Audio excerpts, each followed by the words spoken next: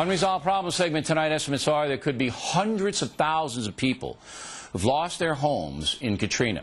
New Orleans, things got so bad in the Superdome, they had to get folks out of there. And many of them are on their way to the Astrodome in Houston. And they're going to arrive about now. Joining us from Houston is Judge Robert Eckels, a Harris County judge who's coordinating the relief effort at the Astrodome. I'm going to set the scene here, Judge. You got the Superdome. Roof blew off during the storm, some of it, and they ran out of everything. And people couldn't go to the bathroom. It was so appalling, and you had about close to 20,000 people in and out of there. They were able to get a lot of those people onto buses to bus them over to the Astrodome, which isn't used by any sports team now. And what are you going to provide those folks? And they're showing up even as we speak. Right, they'll be getting in the next few hours, and the hope is that because we have a much better facility, we do have water, we do have sanitary sewer, we'll be able to feed them and have showers and an opportunity to process these folks through into other shelters ultimately that we'll be able to deal with them. We also have a significant security contingent. We've got a significant contingent of healthcare professionals, a full-time clinic in there. We'll have mental health professionals and folks to help with substance abuse. If we've got some of the homeless population, I think, that's come in. It's an interesting mix of people. We've got the British consulate here waiting on some of their British nationals to come in that are going to take about 40 of them that they just can't get to it. In New Orleans, we've got folks that are tourists that will be catching planes out, and other folks who will have an opportunity here to have telephones, to have computers, to have a way to access their loved ones and friends and get some So it sounds help. like you're very well organized and, you know, a lifesaver this is going to be for those people. How many beds do you have set up right now? Paint the picture for us. You're going to have cots set up inside the dome, right?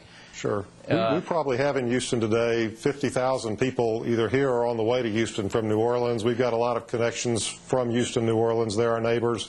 We're trying to be good neighbors. The dome itself has, on the floor of the dome, we'll be setting up cots, blankets. We'll have a special area set up with nursery areas for the kids. We'll have, with the Red Cross and Salvation Army working on these volunteers, and they're manning these centers. It will be the centers you see in other places, just on a bigger scale.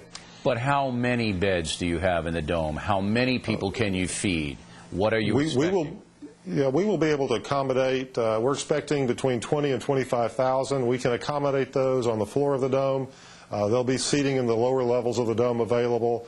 The real challenge that we see is that this is not an environment where people want to stay for a long time, no matter how nice it is. Well, you want to get a hot shower, that's not going to be possible. Well, you will with us. You'll be able to get the hot shower, but... In the dome?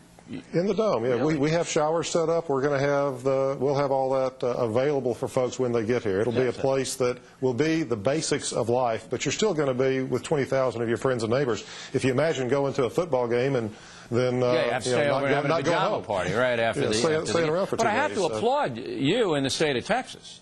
I mean, to put all that together in 48 hours. Sure. We have contingency plans in place for this kind of storm here.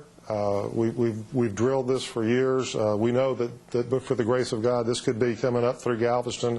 We had Carla in the 60s. We had But it's still an amazing situation. On paper is one thing, but to put it into action, and to be able to serve 50,000. And I understand in Dallas, in the Reunion Center, they're doing on a lesser scale, because it's what, about a 5-hour drive from New Orleans to Houston? Is that about? It's about a 7-hour drive over here, and the folks are en route from New Orleans right now. And how many are you expecting this evening alone? How many buses are going to pull in? We think the first wave with about 10,000 will start arriving about 1 or 2 o'clock in the morning, and we'll be processing those folks through, and then the next group will come in tomorrow as they finish loading up and screening the folks, and we are doing some security screening before we bring them in. Yeah, you got We're looking for the gun issues, the drugs, alcohol, that kind of thing. Right. All right, Judge, we'll keep us posted, and, you know, we're glad you're there. Thank you very much, sir. We appreciate you. When we come back, stories of survival. Some people